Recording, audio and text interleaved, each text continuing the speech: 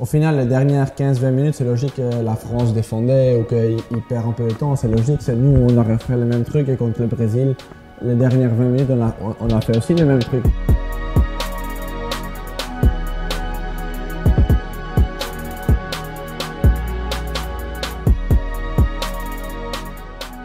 Salut Thibaut, merci de nous accorder cet entretien exclusif pour Téléfoot. On le rappelle, vous êtes encore engagé pour la course au titre avec le Real Madrid et aussi pour la finale peut-être de Ligue des Champions. Cette saison, cette fin de saison s'annonce passionnante, excitante.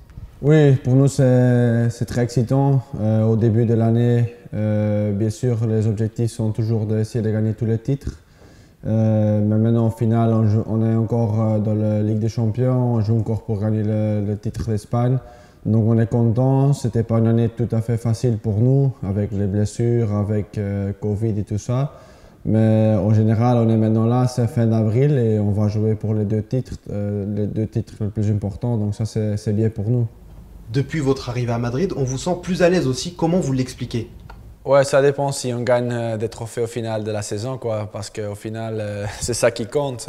Naturellement, je vais toujours rappeler cette saison parce que vraiment, je me sens très bien dans le but. Il y a beaucoup de matchs que je fais des grands arrêts, aussi des arrêts qui sont importants pour gagner parce que tu peux faire, imagine hier, on gagne 3-0, tu fais deux gros arrêts. Avec 3-0, ben, ça n'a pas le même effet que de faire un arrêt avec 0-0 ou quand tu mènes 1-0. Donc, en général, ouais, je me sens très bien.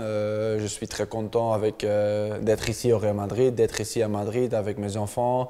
Et en général, je suis un mec très heureux sur le moment. Donc, je crois que ça aussi, ça aide aussi de jouer encore mieux et de faire part du Real Madrid. Ben, au final, c'est un rêve que j'avais quand j'étais jeune et c'est encore parfois quand je conduis avant vers le stade ou vers le centre d'entraînement, ben, tu dis, fouf, quand même, je suis ici et pour un petit Belge, au début, tu peux pas.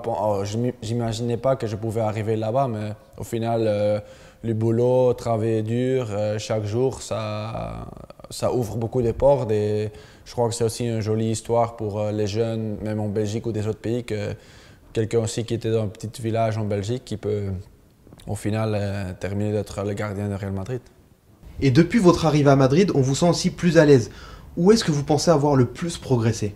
Ben, un grand truc, je crois, mes jeux au pied, qu'avec Zidane, on joue beaucoup de derrière et je me sens très à l'aise de donner des passes infiltrées, de même avoir du pression d'un ou deux attaquants et même comme ça être calme et jouer le ballon. Et je crois que ça peut être le plus grand truc où j'ai amélioré. Et après, avec mes qualités aussi de jeu aérien, je crois que je donne beaucoup d'aide à l'équipe et c'est ça aussi que beaucoup de fois l'entraîneur il me demande aide-nous parce qu'on n'a pas l'équipe le plus grand.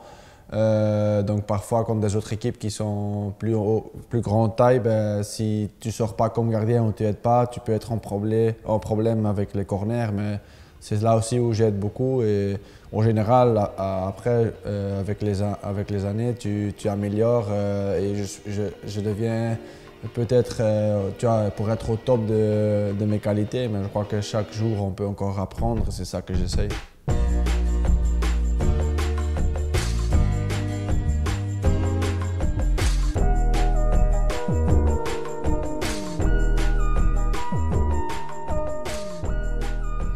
Et qu'est-ce que ça fait d'être entraîné par une légende comme Zinedine Zidane?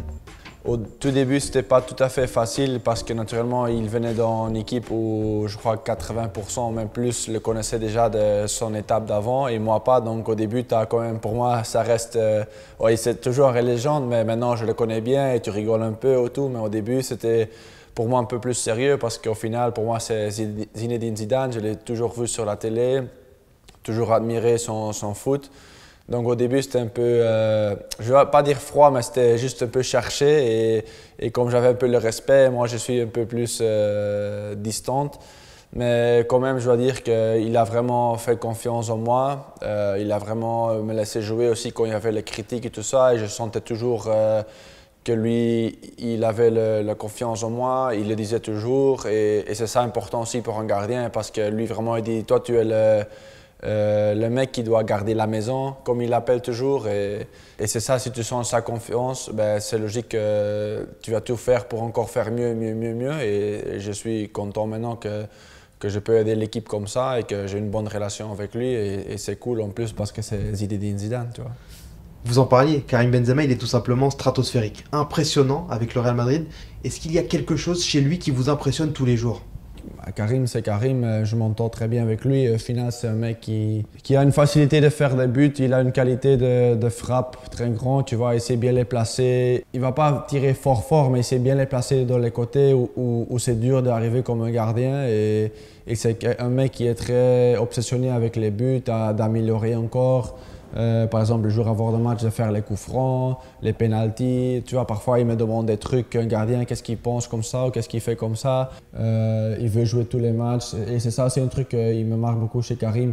On va jouer un match de Copa del Rey contre une équipe de 3e division. Et là, il va jouer 80 minutes. Tu vois, il pouvait dire non, là, je ne veux pas aller parce que je dois me soigner pour le match de la Liga ou la Ligue des Champions. Non. Lui, chaque match, il va être là, il va donner à fond. Il est peut-être à Getafe, il commençait sur le banc parce que, ouais, pour un peu de repos, mais il est là. Après, il rentre, il se bat pour mettre des buts. Tu vois, c'est ça aussi, tu vois, l'esprit des vainqueurs. Il a déjà gagné plein de trucs et il veut continuer à mettre des buts, à gagner les trophées. Et c'est ça aussi que ça tire en équipe pour pousser des autres joueurs. Il parle aussi beaucoup avec Vinicius. Donc, c'est un peu tout ça qui fait que c'est quand même un grand. On le rappelle aussi, Sergio Ramos est en fin de contrat, Thibaut. Est-ce que vous aimeriez qu'il termine, qu'il continue sa carrière avec le Real Madrid? Oui, bien sûr. Au final, ce n'est pas ma décision, mais c'est lui avec le club. Mais on espère tous, les Madridistas, qu'ils peuvent trouver un accord. C'est une légende du club. C'est encore un mec qui se soigne très bien, qui est en grande forme. Donc oui, on verra ce qui va passer, mais j'espère qu'ils peuvent rester avec nous. Un mot aussi sur votre partenaire, Eden Hazard, souvent blessé cette saison. Ça vous touche de le voir dans cet état depuis son arrivée à Madrid? Non, on parle un peu, tu vois, mais je crois qu'au final, tout le monde veut voir le meilleur Eden. Il a eu un peu malchance. Je crois que le moment quand il se blesse contre PSG, là, on voyait vraiment qu'il commençait à être la forme comme je le connaissais à Chelsea. Et après, les blessures, c'est un truc, c'est très dur. Tu vois, le corps, parfois, il a des petits trucs. Je crois que c'est jamais des grandes blessures, mais c'est dommage qu'il peut pas se montrer. Mais là, à l'entraînement, je le vois bien. Il est en grande forme et en plus, ouais, je crois qu'il prend maintenant vraiment son temps pour revenir et être à 100%. Donc, je crois que bientôt, il va être avec nous. Et je crois que là, on va voir le meilleur Eden et je suis sûr qu'il nous peut aider maintenant dans le sprint final d'aider nous gagner des matchs. Alors il y a aussi un Euro qui approche avec la sélection belge. Vous voyez la Belgique aller loin dans cet Euro? Oui, sûrement après la Coupe du Monde, tu vois qu'on a vu que tu es proche de la finale et je crois qu'on a une équipe pour aller loin. Mais c'est le foot et en plus, tu vois, sur un Euro, c'est un match, après les groupes, c'est un match. C'est pas aller-retour que peut-être tu perds 1-0 et à la maison tu gagnes. Non, là, c'est vraiment le forme du jour qui compte et ça va être important. Donc, naturellement, on rêve de pouvoir jouer la finale, de pouvoir gagner. Mais on va voir. Comme j'ai dit avant, il y a beaucoup de favoris et il y a beaucoup de bonnes équipes. Mais j'ai confiance en nous-mêmes qu'on peut arriver loin et en espérant qu'avec les blessures, Covid et tout ça, tout le monde est bien et qu'on peut se battre avec notre meilleure équipe possible. Thibaut, en France, on a beaucoup parlé de cette image de joueur qui a le seum après cette demi-finale perdue contre les Bleus lors de la Coupe du Monde en Russie. Est-ce que cette image vous a blessé, vous a fait mal?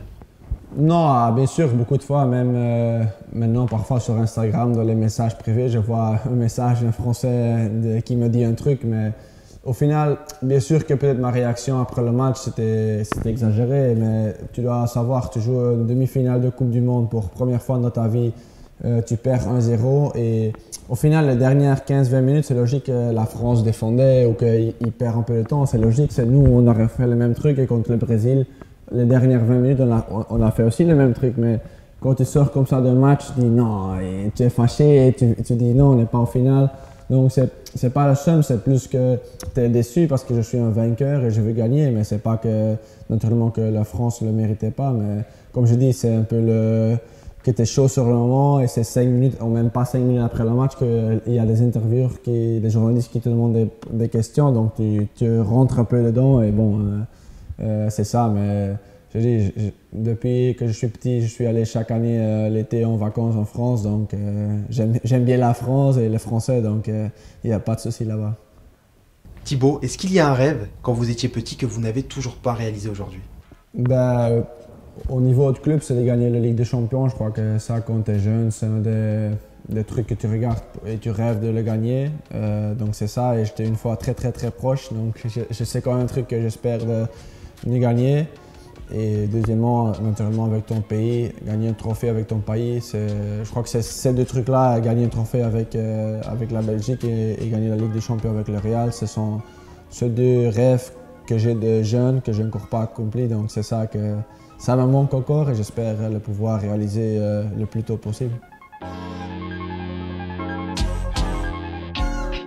Les potos, vous avez kiffé cette vidéo? Regardez, il y en a encore juste 2 ici, là. Mais ce qui compte le plus, c'est de s'abonner juste ici. Allez, clique.